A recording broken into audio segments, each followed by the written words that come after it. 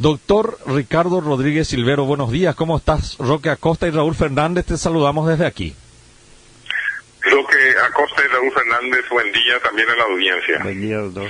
Doctor, gracias por atendernos, por tu tiempo y para ayudarnos a reflexionar un poco sobre el tema IPS, la muy pronta renuncia del doctor Filártiga, donde dice: aquí hace falta una reingeniería financiera del IPS y yo no estoy en condiciones de hacer reingeniería jurídico y financiera, dijo, y yo no estoy en condiciones de hacerlo, es una cuestión de humildad y me voy, ¿verdad? Pero detrás se habla del tema del uso de los fondos previsionales para gastos de la administración del Estado. ¿Qué reflexión te merece, qué análisis tenés o qué información manejás, doctor? Y realmente hace falta una renovación legal, financiera y hasta tributaria del Instituto de Previsión Social. Hay que ir cuidado también con ese tema de los fondos y su destino, los fondos de jubilación, ¿verdad?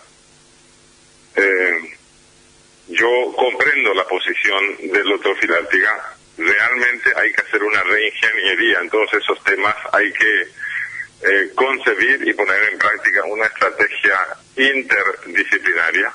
No es solamente un problema legal, no es solamente un problema de colocación de fondos de jubilación, no es solamente un problema de aportes o financieros, no es solamente un problema con los proveedores, las empresas farmacéuticas, no es solamente un problema de poner medicamentos a disposición de los asegurados, no es solamente un problema de mora en el pago de los proveedores. Es decir, hay tantos aspectos vinculados allí. Por ejemplo, la renovación de las normas tributarias hace que la situación del IPS esté también en una zona gris. Eso hay que también acometer con conocimiento técnico, de tal forma que el IPS sepa posicionarse bien de acuerdo con las nuevas normas tributarias, ¿verdad? Es decir, son tantos los aspectos que aún en el caso en que uno disponga de conocimiento interdisciplinario, eso es posible lograr solamente con equipo de trabajo. Nadie puede ser simultáneamente experto en tantas cosas, ¿verdad? Aún en el caso de que se tenga voluntad política dentro del IPS, hay que saber que las mafias cercanas al IPS o los grupos de presión o los grupos de poder económico, como se les quiera llamar, son tan poderosas que sin mayorías político-partidarias en favor de esa reforma y sin mayorías legislativas en favor de esa reforma múltiple, y no hay nada que hacer en el IPS. Es triste tener que decir eso, ¿verdad? Hay que repetir para que la gente entienda.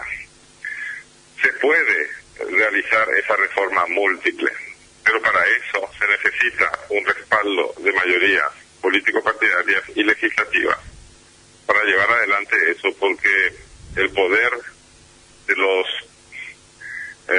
grupos de presión o los poderes de facto en el IPS y en el entorno del IPS son demasiado poderosos, que pueden echar por tierra cualquier intento de reforma si es que no tiene mayoría en ningún ámbito.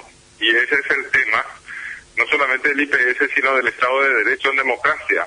Solamente con mayorías podemos llevar adelante las reformas. Sin ellas, cualquier administrador o nuevo director o nuevo presidente del IPS, por más competente que sea, estará condenado al fracaso.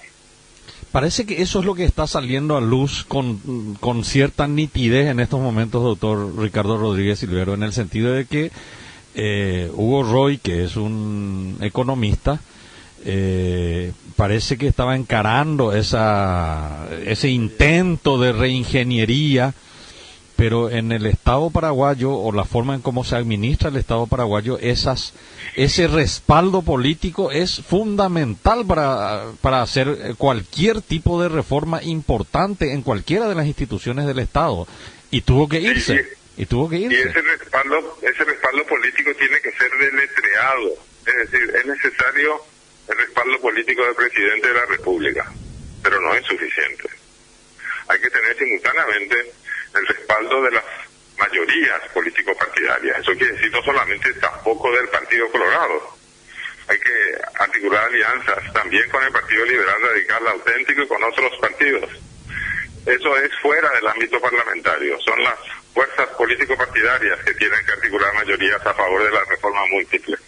Pero aparte de eso, si todo eso se consiguiera, es decir, primero el respaldo del presidente de la República, que luego es importante. Segundo, se tienen mayorías político-partidarias a favor de la reforma múltiple. Tampoco eso sería suficiente si es que no nos aseguramos de que en la Cámara de los legisladores, o sea, en la Cámara de Diputados y en la de senadores, haya también mayorías a favor, porque allí puede fracasar todo. Suponiendo que se tengan todas partes vientos a favor, es decir, el presidente de la República apoya incondicionalmente, hay mayorías político-partidarias, se sanciona por ley la reforma del IPS, después está el problema de la gestión. Hay veces que todo fracasa al final por problemas de gestión. Eso es muy similar a el famoso tema del presupuesto público o de la financiación de las obras de infraestructura, que se habla mucho de que falta dinero, pero realmente el problema no es la falta de créditos o de asistencia o de apoyo financiero. El problema está en la gestión. Cuando se tiene dinero, no se ejecutan las obras tampoco. Es decir, no se ejecutan las obras en el nivel de ejecución necesario. Se ejecutan las obras, pero en el 30%, por ejemplo, del presupuesto aprobado, no del 80% o del 90% como es de desear, ¿verdad? Ahí está el problema. El problema es múltiple y ningún superhombre solo podrá solucionar eso a menos que se articule consenso amplio y profundo entre las fuerzas que detentan el poder en Estado de Derecho. Es decir, nada de mafias, nada de matones, nada de extorsionadores, nada de mega corruptos. Acá lo que hace falta es gente competente que sepa articular mayorías en beneficio del IPS. El tema de articular estas mayorías requiere de alguna manera, o sea que nuestra clase política ha demostrado, doctor Ricardo Rodríguez Silvero, que solamente responde a la presión ciudadana articulada también.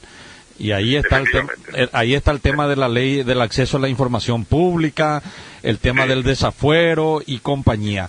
Yo no sé si hay conciencia, y lo que me llama la atención en este caso, doctor, es los empresarios generalmente, es el grupo empresarial es el grupo de presión más importante e influyente de nuestro país, y que tiene intereses puestos en el IPS porque es el mayor aportante del IPS, el sector empresarial y comercial.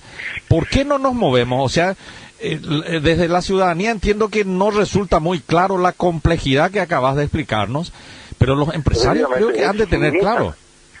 Es mucha complejidad la que existe en términos técnicos. Hay veces que existen también conflictos de objetivos, es decir, teniendo gente competente, teniendo mayorías político-partidarias y legislativas, cuando llega la hora de la ejecución, hay veces que hay problemas de gestión, y aparte de eso, de pronto hay también conflictos de objetivos. Por ejemplo, se quiere apoyar a la producción agropecuaria, por ejemplo, ¿no? Los fondos del IPS no tienen por qué ser utilizados para la financiación de actividades agropecuarias. Para eso hay otros fondos de financiación, ¿verdad? Se puede poner miles de ejemplos, ¿verdad? Los fondos del IPS están en el sistema financiero, son las entidades financieras reconocidas por la ley 861, o las cooperativas de ahorro y crédito, las que están autorizadas a manejar carteras de crédito. El IPS no está en condiciones de hacer eso, muchísimo cuidado con eso, ¿eh? Cuando la gente dice que analicemos los fondos del IPS directamente a los tomadores de crédito, vamos muertos, porque los créditos que en la historia reciente han concedido los del IPS directamente a los tomadores de crédito, creo que ninguno de ellos ha sido recuperado. Es decir, es tirar dinero por la ventana. Ciertamente. Y el tema de decir que hay diferencias y conflictos de objetivos y de intereses también allí. Pero, ¿por qué los empresarios no presionan sobre esto a tu criterio, doctor Rodríguez Silverio? Y porque la ciudadanía no se moviliza. Si la ciudadanía se pone demasiado pasiva y les van a seguir robando a diestra y siniestra. Eso pasa también con la así llamada autoasignación de haberes públicos a niveles siderales, oscilantes de 30 millones de guaraníes mensuales a 150 millones de guaraníes mensuales. Ese tipo de barbaridades ocurre porque la ciudadanía no se mueve. Si la ciudadanía no se mueve, en términos generales, la ciudadanía, y si los asegurados del IPS no se mueven en defensa de sus propios intereses, y literalmente pueden saquear públicamente el país. Ciertamente, doctor, y la otra pregunta que queda siempre pendiente con relación al IPS, y pasa un gobierno, y viene otro, y pasa, y viene otro, es que tengo entendido, salvo que me digan lo contrario, el Estado paraguayo nunca aportó lo que le corresponde al IPS, que es un monto poco despreciable, parece, ¿eh? Efectivamente, a eso también hay que ponerse, en eso también hay que ponerse a trabajar. Si el Estado no cumple su obligación, el Estado que debe ser un ejemplo, y entonces, ¿qué se puede pedir a los demás? Es decir, esta sociedad está terriblemente manipulada por los intereses creados y por los poderes de facto. Algún día tendríamos que empezar a cambiar las cosas, pero para eso, repito, hace falta que la ciudadanía se movilice, hace falta articular mayorías político-partidarias y legislativas, y una vez que se ha obtenido todo eso, hay que mejorar la capacidad de gestión, y eso pasa por educación técnica. No hay otra alternativa. Y trabajo, como dijiste, multidisciplinario. Mandrake no estaría en condiciones de resolver el problema del IPS en estos momentos, ¿eh? Efectivamente, así es. Así que es lamentable que Roy haya tenido que renunciar al IPS. Es lamentable que Filártiga no haya durado ni 20 días. Deseémosle suerte a Benigno López, pero ojalá que él se dé cuenta que él puede ser abiertamente manipulado por los intereses creados también. Doctor Ricardo Rodríguez Silverio, como siempre, muchísimas gracias por tu tiempo para Radio Cáritas Universidad Católica. Un abrazo, ¿eh? Ha sido un gusto. Doctor Ricardo Rodríguez Silverio.